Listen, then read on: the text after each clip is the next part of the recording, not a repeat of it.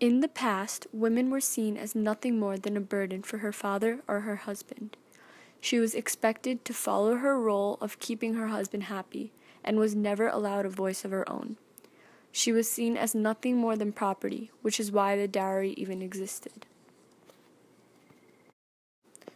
Now let's see an example. The year is 1715. Location, Punjab, India. This is Kaur. Kaur is 17 years old and lives in a Sikh household. Kaur has an older sister who is getting married to Singh. Singh's parents requested a dowry from Kaur's family since they will have the burden of taking care of Kaur's sister for the rest of her life. Kaur doesn't like the idea of having her sister treated as property. She thinks Benji isn't property. She recalls the Guruji's teachings. Guruji gave us the realization that we are divine and sovereign through Gurbani. So kyon manda akhiye jit jamme rajan. From her, kings are born. So why treat her like she is lesser than anyone? Kaur goes back to talk to her parents about the dowry. She explains her thoughts to her parents and suggests that they bring it up with Singh's family. Kaur's parents realize that a dowry is not appropriate for Sikh practice since it is more of a cultural concept. Kaur and her family meet with Singh's parents. They discuss the dowry and how Kaur's sister isn't property and should not be treated as such. Singh's family understands their mistake and comes to the agreement that no dowry will be given. Now, let's fast forward 300 years into the future. It has been 14 years since the 9/11 attacks on the Twin Towers. Ever since the event, many different groups of people have been discriminated against for being associated as the enemy. This discrimination is present even today in the workforce. Now, let's watch an example.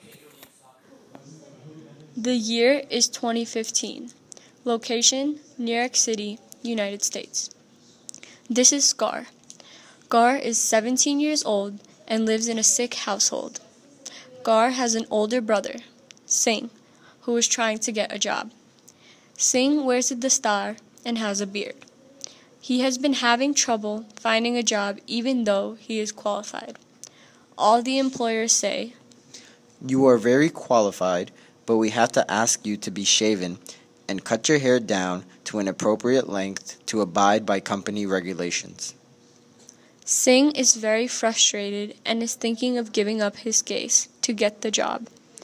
Gar doesn't like that that the companies are saying her brother cannot work in the job because of his case. She recalls why the Gurus gave us the gift of our case. Man tu jot saroop hai, apna mool pachan. You are the embodiment of the divine light. You have to recognize the origin. Gar talks to her brother and reminds him of why he has his case. Singh realizes the importance of staying true to his beliefs and not conforming. Gar does some research and finds out that companies cannot discriminate against you for following religious protocol. Gar and Singh go to the company together and they convey their message to the employer, and Singh gets the job. So the takeaways are: Sikhi promotes gender equality. Stay true to you and your origin. Everyone has a divine light, but your job is to maintain it. Thank you for watching.